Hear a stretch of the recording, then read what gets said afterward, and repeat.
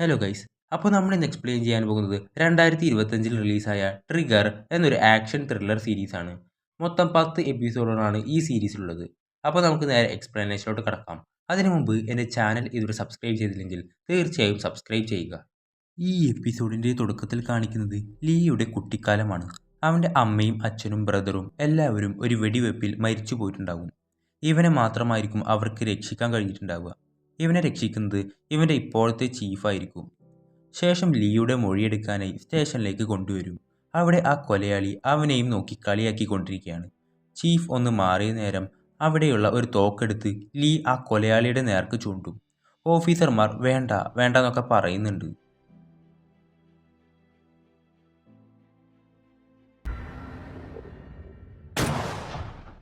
ശേഷം പ്രസന്റ് കാലം കാണിക്കുന്നു. ലീയും ജിയോങ്ങും ആ അപ്പാർട്ട്മെന്റിലേക്ക് പൊക്കോണ്ടിരിക്കുകയാണ്. അവിടെ ജോങ് ടേ എല്ലാത്തിനെയും വെടിവെച്ച് കൊന്നുകൊണ്ടിരിക്കുന്നു. ആ സമയം വേറെ 2 ഓഫീസർമാർ എത്തി കുറച്ചുപേരെ പുറത്ത് കടത്തും. ജോങ് ടേ ആ പോലീസുകാർക്ക് നേരെയും ഷൂട്ട് ചെയ്യും. പക്ഷെ അവർ മാറിക്കളയും. അവിടുന്ന് അങ്ങോട്ടും ഇങ്ങോട്ടും ചറപറ വെടിയായിരിക്കും. അങ്ങനെ ലീയും ജിയോങ്ങും അവിടെ എത്തുന്നു. ലീ അവരോട് അവിടെ നിന്നോളം പറഞ്ഞ് ഒറ്റയ്ക്ക് അവിടേക്ക് ചെല്ലും. അവൻ അപ്പോഴും ഓരോരുത്തരെ തെരഞ്ഞു പിടിച്ച് കൊന്നുകൊണ്ടിരിക്കുകയാണ്. അങ്ങനെ പുറത്തു വന്ന ലീ ഒപ്പമുള്ളവരോട് അവൻ്റെ കയ്യിലുള്ളത് M4 ആണ്. അവൻ 3 റൗണ്ട് ഫയർ ചെയ്തിട്ടുണ്ട്. ഇനി 27 ബുള്ളറ്റ്സേ ബാക്കിയുണ്ടാവും. എന്നിട്ട് നേരെ അവിടുത്തെ മെയിൻ സ്വിച്ച് ഓഫ് ചെയ്യും. മാനേജറിൻ്റെ റൂമിൽ മാത്രമായി ലൈറ്റ് കത്തുന്നുണ്ടാവും. അവിടേക്ക് ലീ വരുന്നത് കണ്ട അവൻ ഫയർ ചെയ്യാൻ തുടങ്ങും. അങ്ങനെ അവസാനം ബുള്ളറ്റ്സ് തീരും. പക്ഷെ അവൻ വീണ്ടും ലോഡ് ചെയ്യും. എന്നിട്ട് ലീയെ ഫോളോ ചെയ്തു പോകും. അതിനിടയിൽ അവിടെയുള്ള ഒരാളെ കൊല്ലാൻ നോക്കുമ്പോൾ പെട്ടെന്ന് ജിയോങ് ഇടപെട്ട് ജോങ് ടേനെ ഷൂട്ട് ചെയ്യും. പക്ഷെ അവസാനം അവൻ്റെ തോക്കിൻ്റെ മുമ്പിൽ ചെന്ന് പെടും.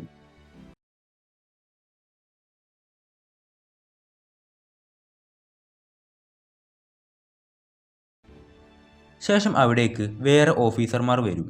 ജിയോങ്ങിനും ചെറുതായി പരിക്കേറ്റിട്ടുണ്ടാവും. അവിടെ ഒരു മേലുദ്യോഗസ്ഥൻ വന്ന് സെക്യൂരിറ്റി ക്യാമറാസിനെ പറ്റി ചോദിക്കുമ്പോൾ അതൊക്കെ അവൻ നശിപ്പിച്ച് കളഞ്ഞെന്ന് പറയും. ശേഷം ലീ ജോങ് ടേയുടെ ബെഡ്റൂമിലേക്ക് ചെല്ലും. അവിടെ ബെഡിൻ്റെ അടിയിലായി ഒരുപാട് തോക്കുകൾ അവൻ കണ്ടെത്തുന്നു. ഈ കാര്യം ആ മേലുദ്യോഗസ്ഥനെ അറിയിക്കുന്നു. എന്നിട്ട് ആ ഗൺസ് എല്ലാം നിരത്തി വെച്ചിട്ടുണ്ടാകും.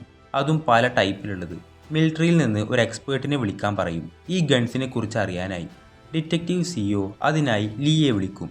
അപ്പോൾ അവരുടെ ചീഫ് ഇവനേതാ, മിലിറ്ററിയിൽ നിന്ന് ആളെ കൊണ്ടുവരാനല്ലേ പറഞ്ഞ്. അപ്പോൾ ഇത് ഓഫീസർ ലീ, പോലീസ് ഓഫീസർ ആവുന്നതിന് മുന്നേ ഇവൻ മിലിറ്ററിയിലായിരുന്നു, ഇവൻ എക്സ്പേർട്ടാണെന്ന് പറയും. അങ്ങനെ എല്ലാ ഗൺസും ഓരോ പാർട്സ് ആയിട്ടായിരിക്കും ഉണ്ടാവുക. I'm about to tell you what I'm feeling when you listen to the rhythm and the melody, the rage and the fire, it's the rise and the roll of the great empire. The roar, revolt will take us higher. Are you ready for the rage? Are you ready for the roar? Are you ready to rise? Or together we roll?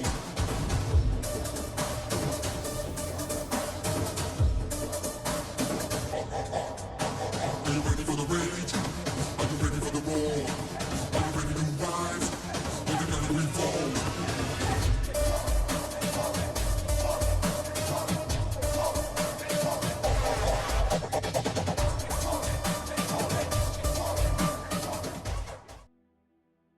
അതെല്ലാം fit ചെയ്ത് 4 guns ഉണ്ടാവും.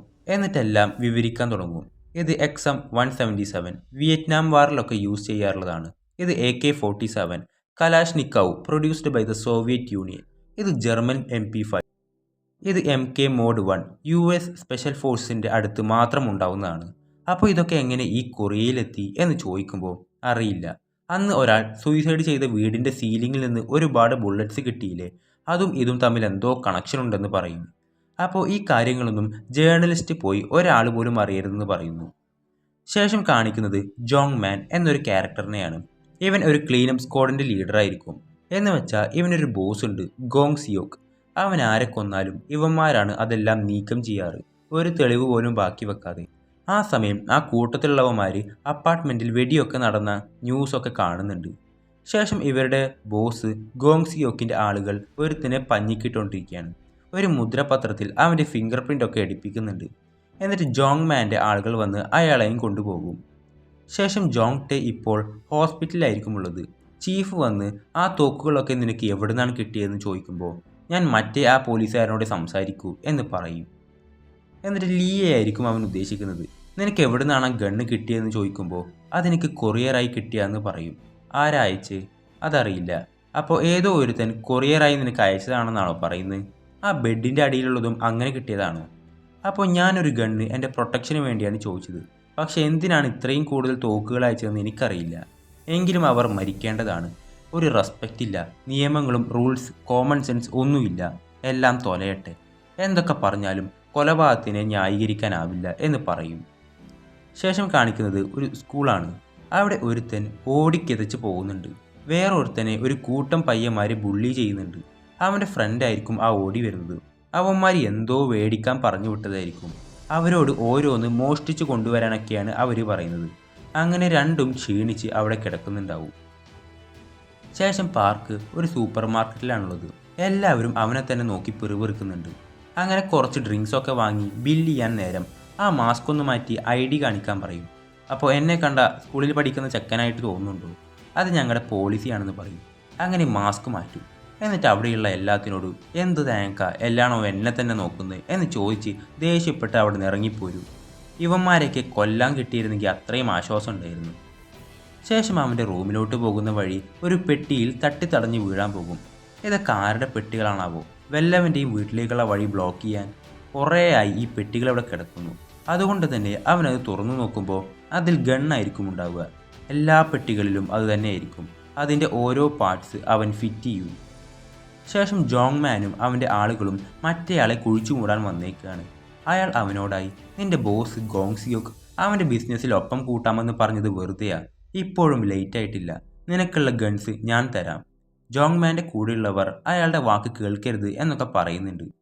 അപ്പോൾ ഒരു ഗണ്ണൊക്കെ ഇത്രയും പേർക്ക് എന്താവാനാ? ഒന്നല്ല, ഒരു 100 എണ്ണം തരാമെന്ന് പറയും. ജോങ് മാൻ അവൻ്റെ ബോസിനെ വിളിക്കും.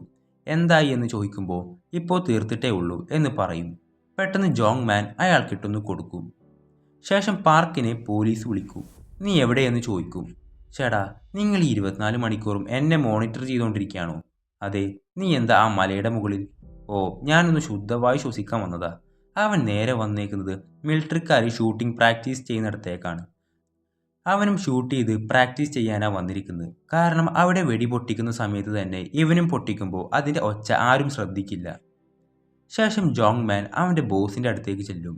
എന്നിട്ട് തെളിവായി മറ്റേയാളെ കുഴിച്ചിട്ടു എന്ന് കാണിക്കാനായി ഒരു ഫോട്ടോ കാണിച്ചു കൊടുക്കും. ജോങ് മാൻ, അപ്പോൾ ഇനി ഞാനും എൻ്റെ പിള്ളേരുമല്ലേ ഈ സ്ഥലം നോക്കി നടത്തുന്നത്? അപ്പോൾ നീ എന്തായി പറയുന്നത്? അതിനൊക്കെ വേറെ ആൾക്കാരുണ്ട്. അതിനിടയിൽ ജോങ് മാൻ്റെ കൂട്ടത്തിലുള്ള ഒരുത്തൻ ആരും കാണാതെ ഒരു റൂമിലേക്ക് കയറാൻ നോക്കുമ്പോൾ അത് ലോക്കായിരിക്കും. പക്ഷെ നിങ്ങൾ എനിക്ക് വാക്ക് തന്നായിരുന്നു. അതെ, പക്ഷേ നിങ്ങളിവിടെ ഫിറ്റല്ല, അതാണ് സത്യം. അപ്പോൾ ഞങ്ങൾ എന്തുമാത്രം കഷ്ടപ്പെട്ടെന്നറിയോ? നിങ്ങൾക്ക് വേണ്ടി ഞങ്ങൾ ആൾക്കാരെ വരെ കൊന്നു. ഒരു മനുഷ്യനായി ജീവിക്കാനുള്ള ഒരവസരം താ. ബോസ്, നിന്റെ പിള്ളേർക്ക് എന്തെങ്കിലും ഫുഡ് വാങ്ങിക്കൊടുക്കുക എന്നും പറഞ്ഞ് കുറച്ച് കാശ് കൊടുക്കും. അങ്ങനെ അവൻ പുറത്തെത്തുമ്പോൾ എല്ലാവരും നല്ല എക്സൈറ്റഡ് ആയിരിക്കും. പക്ഷേ ബോസ് നമ്മളെ ചാമ്പിയ കാര്യം അവരോട് പറയും. മറ്റവനോട്, നീ ഉള്ളിൽ കയറി നോക്കിയായിരുന്നോ? ആ, അവിടെ ഒരു സ്റ്റോറേജ് റൂമുണ്ട്, പക്ഷേ ലോക്കാണ്. ആ ക്യാഷ് അവൻ്റെ കൂടെയുള്ളവർക്ക് കൊടുത്ത് അവൻ മറ്റവനെയും കൂട്ടി പോകും. ശേഷം ആ ബുള്ളി ചെയ്യപ്പെട്ട പയ്യൻ ഒരു ബിൽഡിങ്ങിൻ്റെ ഏറ്റവും മുകളിലത്തെ നിലയിൽ നിൽക്കുന്നുണ്ടാവും. ആ സമയം ബുള്ളീസ് മെസ്സേജ് അയക്കും. നിന്റെ അമ്മയുടെ ID കാർഡ് വേണമെന്നായിരിക്കും പറയുക. ശേഷം അവൻ്റെ അമ്മയുടെ അടുത്തേക്ക് ചെല്ലും. ഒരു ഹോട്ടലിലായിരിക്കും അവർ ജോലി ചെയ്യുന്നത്. അമ്മയോട് കുറച്ച് കാശ് വേണമെന്ന് പറയും. അതിൻ്റെ പേഴ്സിലുണ്ട്, എടുത്തോന്ന് പറയും. അതിനിടയിൽ മറ്റവൻ പറഞ്ഞ പോലെ ID കാർഡ് എടുക്കില്ല. ശേഷം ആ ബുള്ളീസ് ഉള്ള സ്ഥലത്തേക്ക് ചെല്ലും. ഞാൻ ചോദിച്ച സാധനം കൊണ്ടുവന്നോ എന്ന് ചോദിക്കുമ്പോൾ അവനെടുത്ത ക്യാഷ് കൊടുക്കും. പെട്ടെന്ന് അവനെ അടിക്കും. ഇതാണോ ഞാൻ കൊണ്ടുവരാൻ പറഞ്ഞത്? നിനക്ക് ആ ID വെച്ച് ഒരുപാട് ക്യാഷ് ബോറോ ചെയ്യാനല്ലേ?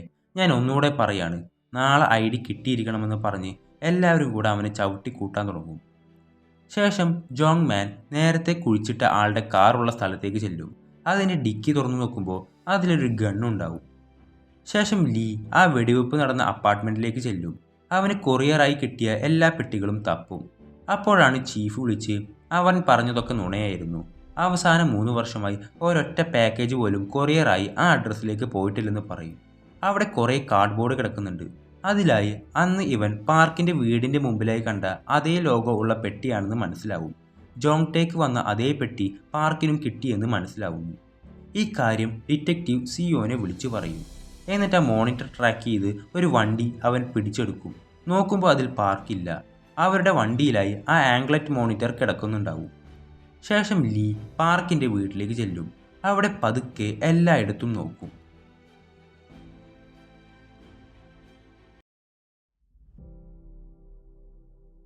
പക്ഷെ അത് പാർക്കായിരിക്കില്ല. എൻ്റെ പേര് മൂൺ ബേക്ക് എന്നാണെന്ന് പറയും. അപ്പോൾ നീ എന്താ ഇവിടെ? ഞാനൊരു സാധനം എടുക്കാൻ വന്നതാ, ഒരു പാക്കേജ്. അങ്ങനെ അതും കാണിച്ചുകൊണ്ടാണ് ഈ എപ്പിസോഡുകൾ അവസാനിക്കുന്നത്. അപ്പോൾ അടുത്ത എപ്പിസോഡ് ഉടൻ വരുന്നതാണ്. ആ എപ്പിസോഡുകളെല്ലാം മിസ്സാവാതിരിക്കാനായി ഈ ചാനൽ ഒന്ന് സബ്സ്ക്രൈബ് ചെയ്യുക.